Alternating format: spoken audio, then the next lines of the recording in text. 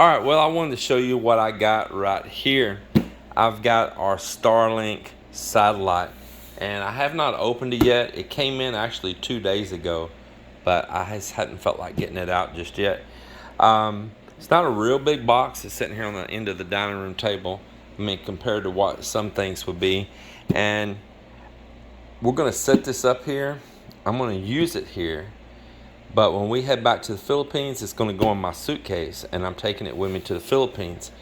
And they said that I can use it internationally because I'm on that mobile roaming account. And after it is gone from this service address to an international address for a couple of months, we have to change the address on the account to the international address. Well, that is fine with me. Starlink's available in the Philippines right now, and I'm paying additional money for it to be on a roaming type service, which they'll call like an RV account. And so that's fine. You know, I'll change my address over there. I can eventually take it off the roaming account and it just be our equipment right there if we want it to be. The internet service we have here at our house, it is it's so-so, but the company made me a really cheap deal at watching shows just like just then. It's always kind of buffering, and our uploads are super slow, but that connection, I want to keep it here because it allows me to view our security cameras when we're gone. And this can go with us not only wherever we go here in the US if we travel with the truck and all, but it can also go with us there in the Philippines and go with us if we travel there as well. And that means that we can go to some places and always have internet. Well, let's open this box up and check it out real quick. Now, I tell you, I already know everything that's inside because Mike next door right here that rents from us, we both sat here at the table and ordered ours at the same time, the same day, and they arrived the same day. And we set his up already, and it's going, and it works really good. So I cut the tape right here on it just then. And here it is opened up, so I guess we'll do a little unboxing here, huh?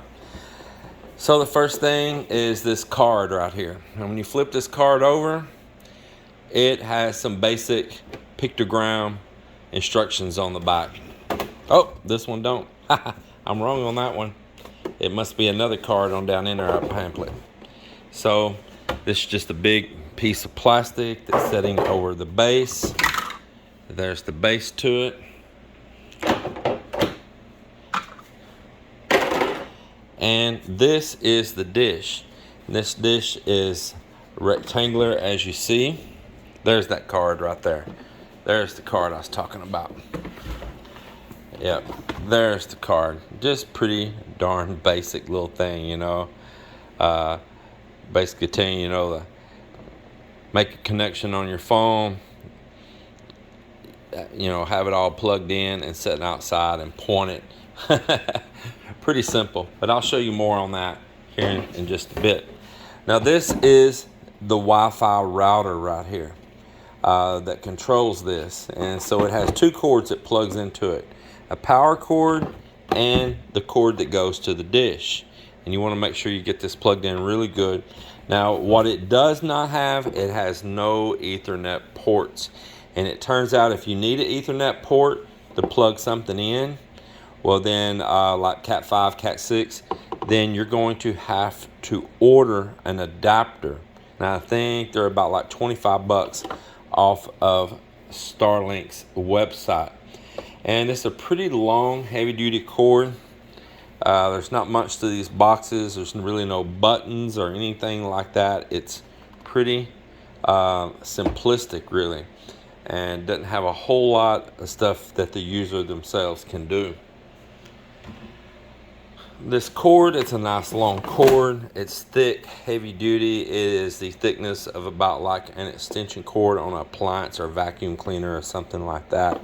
I would really take caution to not damage this cord because it is made down into the unit, and I don't know what it would take to replace this, but you couldn't just go down and buy no, Cat 5 or 6 cord or anything like that and think that you're just going to simply replace it. It's not like that. This is made just for the Starlink. And like I say, there's your power cord as well. Well, one of the things you're going to want to do is set up the app on your phone. I've had the app on my phone for a while now, and you're going to need that app of going through and setting up and getting your account active. This is the base to it right here. It does have holes in each corner that you could put screws, bolts, whatever you want to lock it down to keep it from getting blown over or knocked over. Or you could, it's a good sturdy base, but you could easily put like sandbags or something like that on it as well if you're keeping it portable. Now there is some additional mounts that you can go on to their website and order if you have a different type of mounting applications that you might want to use something other than this right here, the one that comes with it. Looking down inside there, you can see that it has something sticking out, and you can see there's a slot here, so you just want to line that up right there and lock it in, and there it is. Now it's locked in to the base right there, and the cord will stick out right there. Now this is motorized, so when you take this outside and use the app, and you find out with the app on your phone where you have a clear view to all the satellites with the least obstructions, then you set this out there and it points itself. So this is in its rest, or what they call stow mode right here, setting at this angle like this. And then once it starts initiating itself and searching for the satellites that it gets the best connection, it has little motors inside, maybe like little servos, that are going to point it the direction that it needs to be and to get the best service for the satellites that are passing over at the moment. And you may look out every once in a while and it's pointing a different direction, moving itself. This will turn up flat, it can rock up flat, and it can spin around. So it can go around and find whatever satellite is best going to serve it at the moment. Now these original dishes were round. They were having some heating issues. They redesigned it and came out with this rectangle that seems to have resolved the heating issues that was going on inside of the unit right here. Another thing that I can tell you about it pointing at satellites is that right now you got the version 1 satellites out there in space, you got the version 1.5, and soon the version 2s. The difference between the 1 and the 1.5, the biggest difference is that the 1.5 and the 2s have lasers that interconnect the satellites together, that each satellite floating in space can talk to the other one directly with a straight line of communication using laser beams.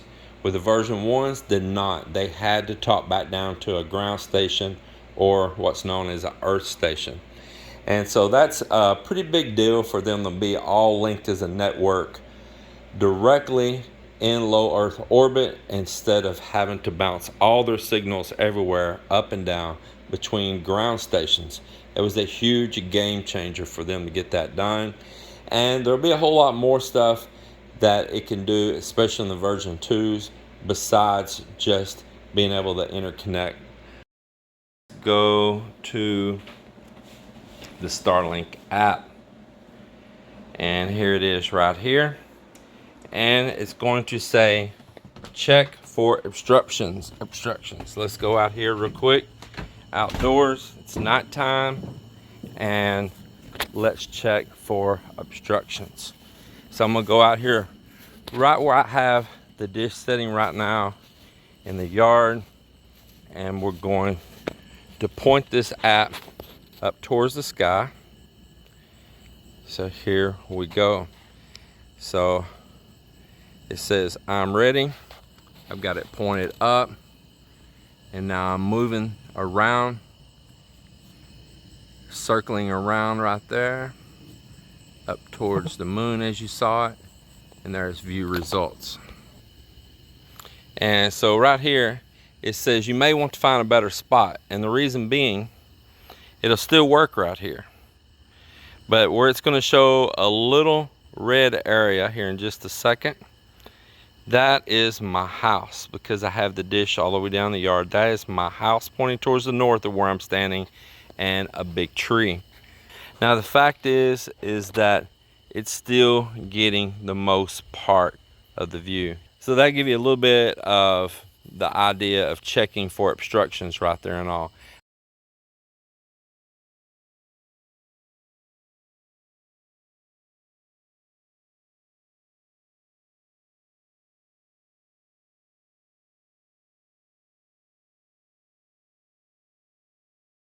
But I could go ahead and start setting up the Starlink right here. Set up Starlink here.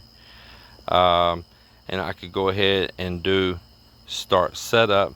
So right here it's going to show you to plug it in. It's already plugged in. Connect to Wi-Fi, open Wi-Fi settings. Powered on, a little lights on the bottom. I'm going to open Wi-Fi settings. There it is, right there.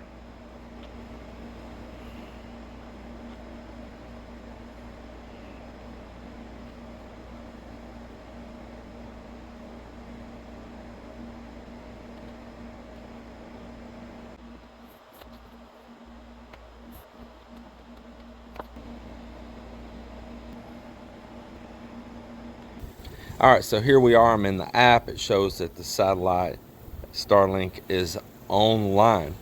Now, I did a speed test just a minute ago, and I got a pretty decent speed, you know, not bad at all, but it was pointing at a different satellite then. And then when I started recording this, I looked over there and it changed positions to another satellite. So I don't know what the speeds are going to be on this one. Let's check it.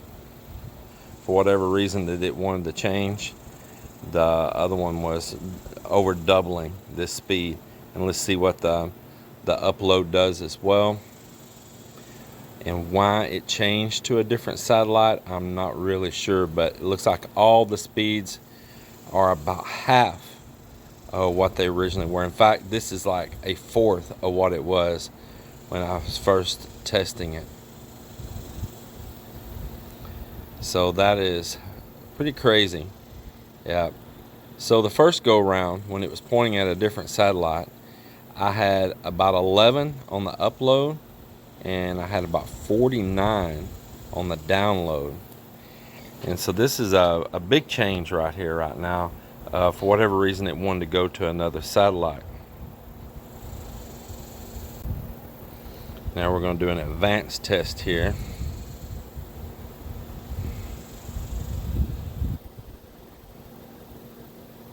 Looks like there's some improvement now.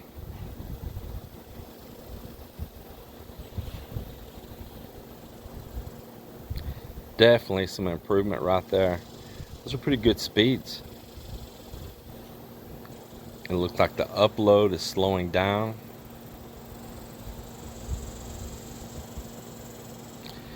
So what we want to look at here is going to be the Starlink speed. So let's just keep in mind and remember that the speed that we're going to focus on is the 116 and the 4 megabytes per second upload.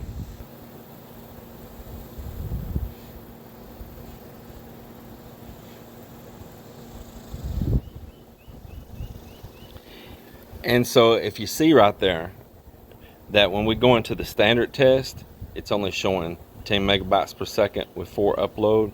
Pretty straightforward. It just balances itself out right at 10. And if you go to advanced, it'll show many times more than that. And as you see, it says Starlink RV limited. You're using an RV enabled device, which may see lower speeds in congested areas. Well, I disagree that it's in congested areas. It's just they don't want to slow the overall networking experience down for everybody. Now, these speeds are significantly slower than what it shows if I go into the advanced test. And I believe that they're throttling it down. As you see, this is a Starlink RV limited account. And what they mean by that is that Starlink was not actually available here in our area yet. They don't have a big constellation of satellites up above us right now like they do on up in the northern part of the United States and Canada. But if you pay them additional money, they will let you have it on an RV limited account. So even though it's capable of giving you a whole lot more, they're throttling you back. They're not saying they're throttling you back. In fact, they say that they're not, but don't believe that. You can easily tell that it's being throttled back and held right back at 10 with a 4 upload. It's almost like clockwork. Every once in a while, you'll catch it at night or something, and it'll go a lot faster. But I think during peak times and all, that they are throttling these RV accounts back so that we don't dull the experience for the users that already have it at their homes on a regular home account and all in the area, to where they limit how many units they put out on these satellites right now. So I get that, I understand that. Now, if we traveled and we went to another part of the country where there's a heavy constellation of satellites above, most likely we're going to get a faster speed. Now, there's some tricks around some of this where you can change your service address, change the earth station that it's hitting off of and all, and possibly pick up speeds. But right now, for me, this is really great, especially to get faster than like a half a meg upload as we've been getting off of our home service, or a 1 meg. So the 4 meg upload is pretty good. Late at night, I'll get on up to around 10 or 11 on the upload. Well, I appreciate you watching this video here of me covering my Starlink satellite. I hope there's some good information here that'll help you. You can get it if you're still on a waiting list. Some areas they will allow you to get this RV account. It can be moved around, and including it states that it can be moved internationally, but after 2 months you'll have to change your address to the location where you're at, even abroad. So it could have some effects on that. I don't know what those effects will be. I'm going to take it with me when we go to the Philippines. I'm going to break it down and put it in a suitcase, and we'll see what happens there. I am on a waiting list for the equipment in the Philippines right now, and so if I get it there and it works on this RV account, I will remove myself off the wait list and get a refund back on the equipment right there. Appreciate y'all watching this. Comment down below, tell me what you think about it, if it's something you're interested in getting or not getting, what you think about the speeds, and we'll see you on the next one.